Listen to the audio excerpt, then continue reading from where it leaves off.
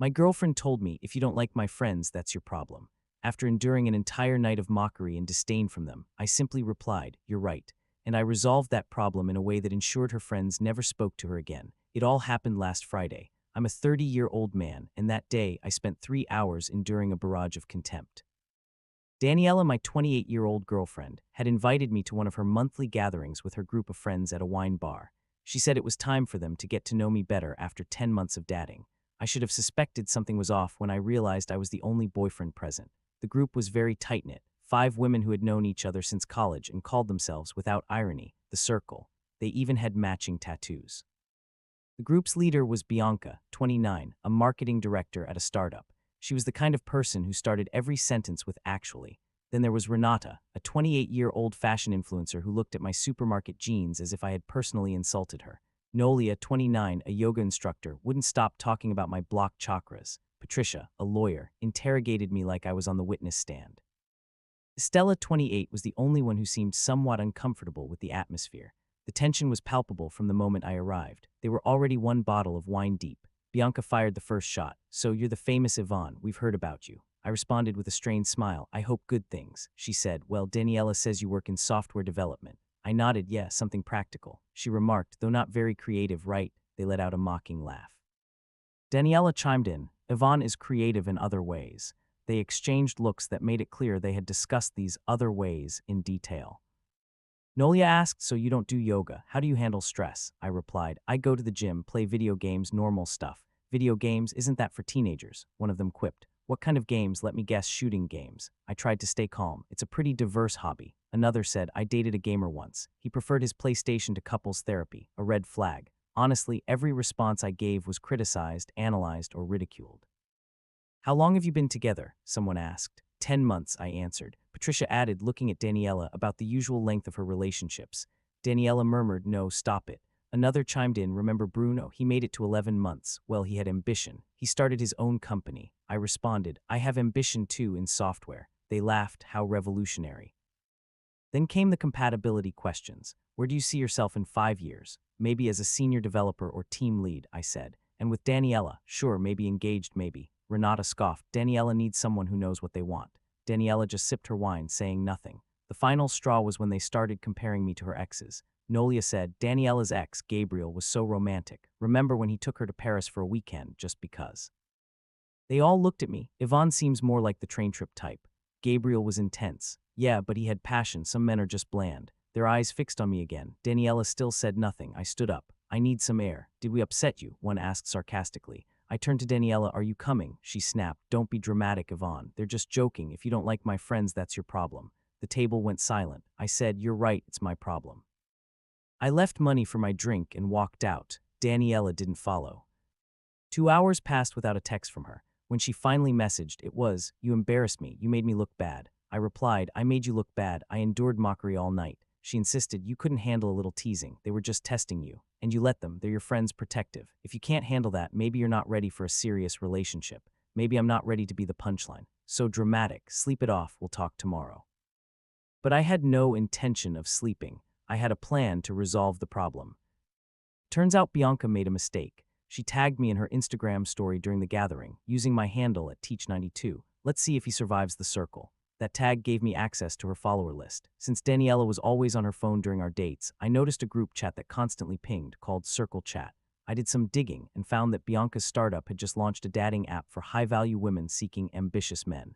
The irony. I checked the company's Instagram. A recent post asked for beta testers, but the comments were brutal crashes, lost matches. Then I found Renata's fashion blog. Her latest article was titled 10 Signs You're Dating Below Your League, featuring a generic image of a guy with glasses at a computer. Subtle. Patricia's LinkedIn showed she worked at a small firm specializing in divorces, with a bio that read, helping women get what they deserve. Nolia's yoga studio Instagram was full of inspirational quotes like, know yourself and never settle. I started taking screenshots, gathering everything, not for revenge, but for clarity. Saturday morning, Daniela came to my apartment. We need to talk about last night. Go ahead. My friends think you're too sensitive. Maybe work on that. Your friends think I'm not good enough for you. They have high standards. So do I. What standards did I fail? It's not about failing. They just want the best for me. And according to them, that's not me. Don't put words in my mouth. I repeated exactly what her friends said while she did nothing. God, Yvonne, grow up. Can't you handle strong women? I can handle strong women. What I can't handle are cruel girls. They're not cruel, they're successful, confident women. No, Daniela, they're a group of bullies with inflated egos. You know what? Maybe I'm too sensitive for you. Maybe you are, I said calmly. She stormed out, and soon after, she posted a story. When he can't handle your circle. The rest of the group jumped in with comments like, you deserve better, and weak men fear strong friendships. That's when I knew it was time to truly resolve my problem. By Monday, I had done my research. It's amazing what people post when they think no one's watching. I started with Bianca's profile and found her public Venmo transactions. One caught my eye, a payment to Daniela labeled your share of Gabriel's birthday gift, dated 3 months ago, when Daniela and I were already together. Curious, right? Then I found old tweets from Renata complaining about her ex leaving her for a basic girl, probably someone who shops at chain stores. The irony. But the real gem was Nolia's old blog, Confessions of the Other, from before she became a yoga guru. It had been deleted, but using a digital archive tool, I accessed it. Some excerpts were shocking. If he has a girlfriend, it just means he's been pre-approved by another woman. Karma doesn't exist if you don't get caught. Your friend's boyfriend isn't off limits unless she disrespects you first. On Tuesday, Daniela texted, still mad, it's been 4 days. Not mad, busy. Busy with what? Resolving my problem. What's that supposed to mean? You'll see. By Wednesday, I was ready to end this for good. I created an anonymous Instagram account with a black square profile picture and the handle he fixes all 92. I followed all the group members and they accepted, probably thinking I was a mutual friend. I posted a story just for them. If I'm the problem, here's my solution. I tagged all 6. They viewed it within minutes. Perfect. The next post was a screenshot of Bianca's payment to Daniela for Gabriel's gift. Funny how your girlfriend buys her ex gifts while she's with you, but I'm the one lacking ambition. Daniela called instantly. I declined. Then I posted Renata's old tweets about basic girls, adding, at least my cheap jeans don't pretend to be high fashion like those fake bags you buy online. Renata made her account private soon after. Next, I shared a review of Bianca's dating app, promoted as for high-value women, with a 1.2-star rating. Reviews called it a snob matching app that crashed when you tried to unlink. A gem. But the bombshell was Nolia's archived blog posts about seducing taken men, including one titled, Why Your Friend's Boyfriend Might Be Your Soulmate. That was the final straw.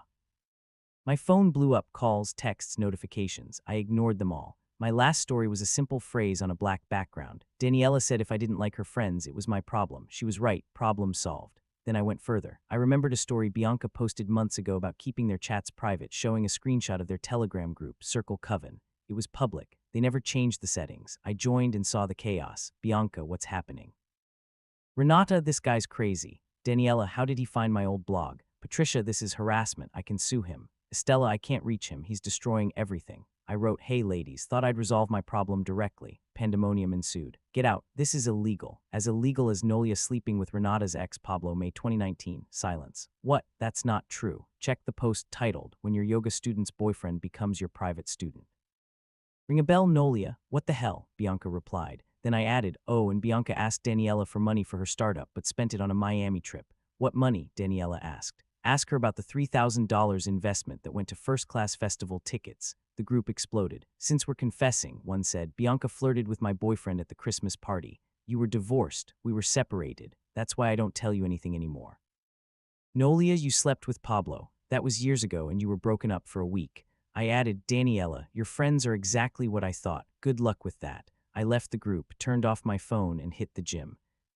When I returned, I had 147 missed calls. Daniela showed up at my door, looking distraught, sleepless. She pounded until I let her in. You destroyed my friends, she said. I didn't destroy them. I just showed the truth. They sank themselves. That blog was years old. The money was between friends. You had no right. And they had the right to humiliate me for 3 hours. They were protecting me because you kept buying gifts for your ex, a group gift for his birthday.